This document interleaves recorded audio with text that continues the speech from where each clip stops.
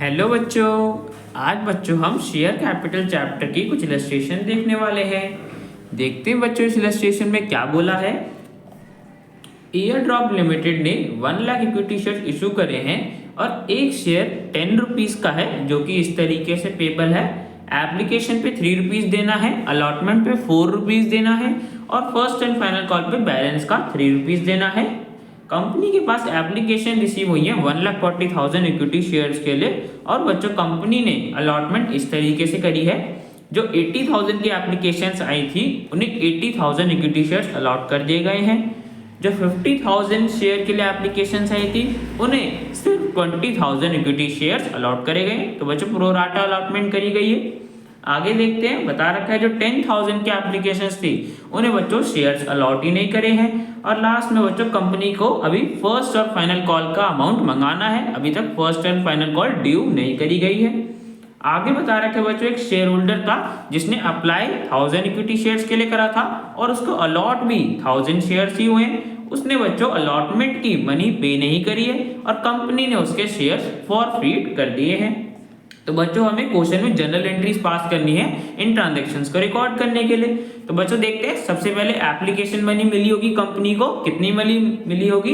तो एप्लीकेशन में बच्चों कंपनी को 3 रुपीज पर शेयर मिलना था और एप्लीकेशन कितनी है कंपनी के पास? 1,40,000 शेयर के लिए। तो टोटल बच्चों एप्लीकेशन मनी कितनी मिली होगी? 4,20,000। तो बच्चों देखो बैंक अकाउंट को हम डेबिट कर देंगे। 4,20,000 रुपीज की हमें एप्लीकेशन मनी मिल गई होगी और बच्चों उसे क्रेडिट कर देंगे इक्विटी शेयर एप्लीकेशन अकाउंट में, बिकॉज बच्चों अभी से मनी रिसीव हुई है, अभी हमें इसे ट्रांसफर करना है। तो जब बच्चों ट्रांसफर करेंगे शेयर कैपिटल में तो पहले हमने क्रेडिट करा था, अब ट्रांसफर करना है तो बच्चों डेबिट कर देंगे। तो बच्चों हम इक्विटी शेयर एप्लीकेशन अकाउंट को डेबिट कर देंगे ट्रांसफर करने के लिए शेयर कैपिटल में। अब बच्चों याद करो शेयर कैपिटल में हम किस बेसिस पे अमाउंट बेचते हैं? जितने शेयर अलॉट करे होते हैं। तो देखो बच्चों हमने शेयर्स कितने अलॉट करे? जो 80,000 की एप्लीकेशंस थी उन्हें 80,000 शेयर्स अलॉट करे और जो 50,000 की एप्लीकेशंस थी उन्हें 20,000 शेयर्स अलॉट करे। तो टोटल बच्चों हमने 1 लाख शेयर्स अलॉट करे। तो 1 लाख के हिसाब से बच्चों हमें ₹3 पर शेयर की एप्लीकेशन मनी मिली होगी। तो टोटल बच्चों हम शेयर कैपिटल में कितना अमाउंट ट्रांसफर करेंगे? 3 लाख रुपीस। तो इक्विटी शेयर कैपिटल अकाउंट को बच्चों हम क्रेडिट कितने अमाउंट से करेंगे? 3 लाख रुपीस हमने कैपिटल में एप्लीकेशन मनी ट्रांसफर कर दी। अब बच्चों देखो ध्यान से समझना, जिन एप्लीकेंट्स ने बच्चों 50,000 शेयर्स के लिए अप्लाई करा होगा उन्हें बच्चों सिर्फ 20,000 शेयर्स अलॉट हुए। मतलब बच्चों उन्होंने एप्लीकेशन मनी तो 50,000 शेयर्स के हिसाब से भेजी होगी, बट हमने सिर्फ एक्सेप्ट कितनी करी है? 20,000 शेयर्स पे। तो बच्चों इन एप्लीकेंट्स की हमारे पास एक्सेस एप्लीकेशन मनी बच गई होगी ना। 30,000 शेयर्स हमने इनके कम एक्सेप्ट करे, तो उन 30,000 शेयर्स पे हमें बच्चों हमारे पास 3 रुपीज पर शेयर की एप्लीकेशन मनी होगी, जो कि बच्चों कितनी होगी? 90,000 रुपीज। बिकॉज बच्चों हमने 20,000 शेयर्स अलॉट करे हैं, उन्होंने अप्लाई कितने के लिए करा था? 50,000 शेयर्स के लिए। तो हमारे पास सरप्लस एप्लीकेशन मनी कितनी बच गई होगी? 90,000 रुपीज। बिकॉज 30,000 शेयर्स कम अलॉट करे हैं, उन पे 3 रुपीज पर शेयर। तो टोटल बच्चों हमारे पास इन एप्लीकेंट्स की 90,000 रुपीज सरप्लस एप्लीकेशन मनी बच गई होगी। अब बच्चों याद करो हम इस एक्सेस एप्लीकेशन मनी को कहाँ एडजस्ट करते हैं? अलॉटमेंट पे। तो देखो बच्चों हमें अलॉटमेंट पे कितना अमाउंट मिलना है इन शेयर्स पे? 20,000 शेयर्स है बच्चों, उन पे हमें अलॉटमेंट पे 4 रुपीज पर शेयर मिलना है। तो टोटल बच्चों हमें 80,000 इन शेयर होल्डर से मिलना होगा। 80,000 बच्चों मिलना होगा और हमारे पास एडवांस में इनका पहले से एक्सेस एप्लीकेशन मनी कितनी है? 90,000। मतलब बच्चों हम इसमें से एडजस्ट कर सकते हैं। तो 80,000 बच्चों हम इन सरप्लस एप्लीकेशन मनी से एडजस्ट कर लेंगे। जो बाकी का बच्चों 10,000 बैलेंस बच जाएगा उसको बच्चों हम रिफंड कर देंगे। ठीक है बच्चों, हमारे पास इन शेयर होल्डर्स की एक्सेस एप्लीकेशन मनी बच रही थी, जिसको बच्चों हमने अलॉटमेंट पे जितना अमाउंट हमें मिलना था उन शेयर होल्डर से वो अमाउंट एडजस्ट कर दिया और जो तब भी बैलेंस बच रहा था उसको बच्चों हम रिफंड कर देंगे। तो सबसे पहले बच्चों हम अलॉटमेंट पे जो अमाउंट एडजस्ट कर रहे हैं उसको अलॉटमेंट अकाउंट में ट्रांसफर कर देते हैं। तो बच्चों हम इक्विटी शेयर अलॉटमेंट अकाउंट को क्रेडिट कर देंगे। 80,000 रुपीज की हम एडजस्ट कर रहे हैं बिकॉज एक्सेस एप्लीकेशन मनी मिल गई हमें इन शेयर होल्डर्स की। ठीक है बच्चों, और जो 10,000 बैलेंस बच गया है उसको बच्चों हम रिफंड कर देंगे। और बच्चों देखो हमारे पास और बता रखा था कि 10,000 जो एप्लीकेशन हैं उनको शेयर्स अलॉट ही नहीं करे। तो बच्चों इन पे जो हमने एप्लीकेशन पे अलॉट ही नहीं करा तो बच्चों इनका अमाउंट तो हमें रिफंड करना होगा ना। तो 10,000 पे जो 3 रुपीज पर शेयर हमें मिला होगा इस अमाउंट को बच्चों हम रिफंड कर देंगे। तो टोटल बच्चों हमें 30,000 इन एप्लीकेशंस का रिफंड करना है। तो देखो बच्चों हम टोटल अमाउंट कितना रिफंड करना है 30,000 तो 10,000 एप्लीकेशंस का, और बच्चों जिन एप्लीकेशंस की प्रो राटा अलॉटमेंट करी गई थी उनमें हमारे पास 10,000 का बैलेंस बच गया था ना, उसको बच्चों हम रिफंड कर देंगे। तो बच्चों हम 2 बैंक अकाउंट क्रेडिट कर देंगे, टोटल 40,000 हमने रिफंड कर दिया। तो बच्चों यहाँ पे हमने एप्लीकेशन मनी को एडजस्ट कर दिया और जो सरप्लस थी उसको बच्चों रिफंड कर दिया। तो बच्चों यहाँ पे हमारा एप्लीकेशन कंप्लीट हो गया। अब बच्चों अलॉटमेंट पे देखते हैं।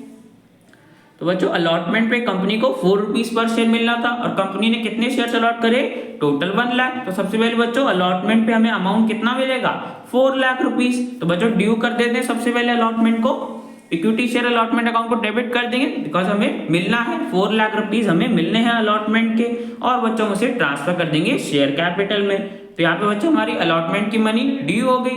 अब बच्चों हमें अलॉटमेंट का अमाउंट रिसीव हुआ होगा।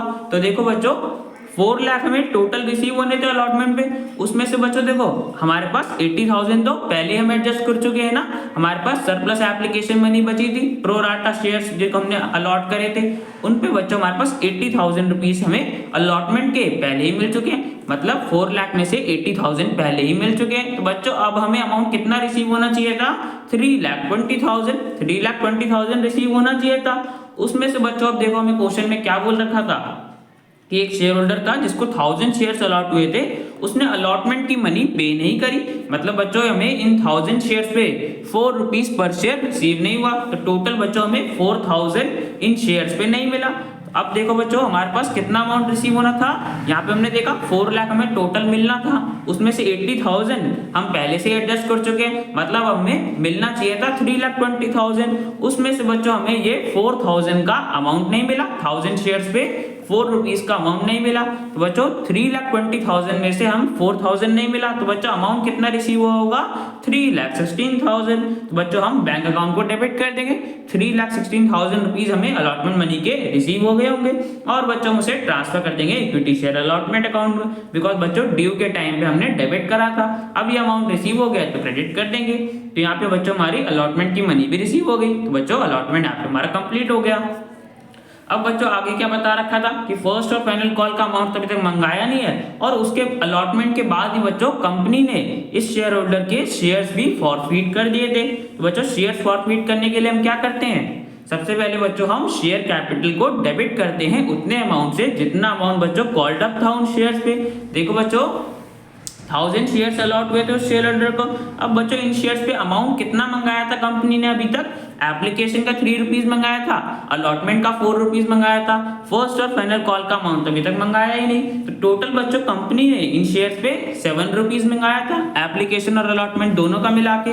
तो बच्चों हम शेयर कैपिटल को डेबिट कितने अमाउंट से करेंगे, 1000 शेयर्स पे 7 रुपीज कॉल्ड अप था, तो टोटल बच्चों 7,000 रुपीज से हम शेयर कैपिटल को डेबिट कर देंगे, बिकॉज बच्चों अब ये शेयर फॉरफीट हो रहे, कैंसिल कर रहे हैं। तो बच्चों हमने शेयर कैपिटल को डेबिट कर दिया, हमारा शेयर कैपिटल का अमाउंट कम हो जाएगा। अब बच्चों देखो इन 7,000 में से जो अमाउंट हमें रिसीव हो गया होगा एप्लीकेशन का, उसे बच्चों हम क्रेडिट कर देंगे फॉरफिटेड शेयर्स अकाउंट में। हमारे पास बच्चों क्या था, एप्लीकेशन पे 3 रुपीज पर शेयर मिलना था और अलॉटमेंट पे 4 रुपीज पर शेयर मिलना था। उसमें से बच्चों क्या बोल रखा था कि इन शेयर्स पे हमें सिर्फ अलॉटमेंट का अमाउंट नहीं मिला, मतलब एप्लीकेशन का अमाउंट मिल चुका है। तो बच्चों हमें 3,000 रुपीज इन शेयर्स पे मिल चुके हैं। अब जो बच्चों अमाउंट मिला है उसको हम क्रेडिट कर देंगे फॉरफिटेड शेयर्स अकाउंट में। तो बच्चों हमने कर दिया forfeited shares account 3,000 rupees credit कर दिया, और जो अमाउंट बच्चों हमें अलॉटमेंट का नहीं मिला उसे हम इक्विटी शेयर अलॉटमेंट अकाउंट में क्रेडिट कर देंगे। 4,000 रुपीज हमें अलॉटमेंट के नहीं मिले, तो बच्चों हमने उस शेयर होल्डर के 1000 शेयर्स फॉरफिट कर दिए, बिकॉज उसने अलॉटमेंट मनी की पेमेंट नहीं करी थी, कैंसिल कर दिए उसके शेयर्स। ठीक है बच्चों, तो यहाँ पे हमने सारी जनरल एंट्रीज पास कर दी। तो बच्चे क्वेश्चन हमारा कंप्लीट हो गया। अब मिलते हैं नेक्स्ट वीडियो में।